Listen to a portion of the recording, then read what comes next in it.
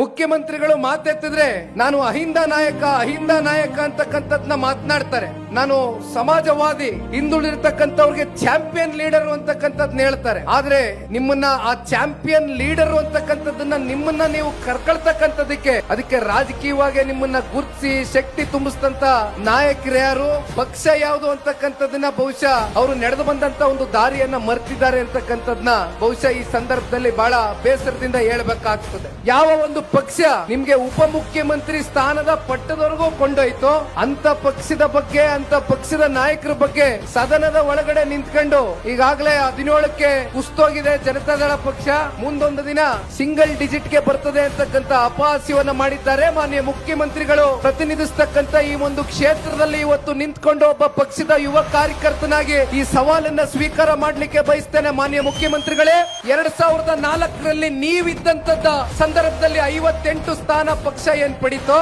ಅದಕ್ಕೆ ಮೀರಿ ಒಂದು ಸ್ಥಾನ ಹೆಚ್ಚಿಗೆನಾದ್ರೂ ಜನತಾದಳ ಪಕ್ಷದ ಕಾರ್ಯಕರ್ತರು ಜನತಾದಳ ಪಕ್ಷಕ್ಕೆ ಹಾಗೂ ರಾಜ್ಯದ ಕನ್ನಡ ನಾಡಿನ 7.5 ಕೋಟಿ ಕನ್ನಡಿಗರ ಒಂದು ಆಶೀರ್ವಾದದಿಂದ ಮತ್ತೊಮ್ಮೆ 2028ಕ್ಕೆ ಜನಪರವಾದಂತ ಸರ್ಕಾರವನ್ನ, ಜನರಿಗೋಸ್ಕರ NDA ಮಿತ್ರಕೂಟದ ಸರ್ಕಾರವನ್ನ ರಚನೆ ಮಾಡತಕ್ಕಂತ ಸವಾಲನ್ನ ಸ್ವೀಕಾರ ಮಾಡಿ ನಮ್ಮ ಪಕ್ಷದ ಕಾರ್ಯಕರ್ತರು ರಾಜ್ಯದ ಮೂಲೆಯಲ್ಲೂ ಕೂಡ ಓಡಾಡ್ತಾರೆ ಅಂತಕ್ಕಂಥದ್ದು ನನಗೆ ಸಂಪೂರ್ಣ ಆತ್ಮವಿಶ್ವಾಸ ಇದೆ.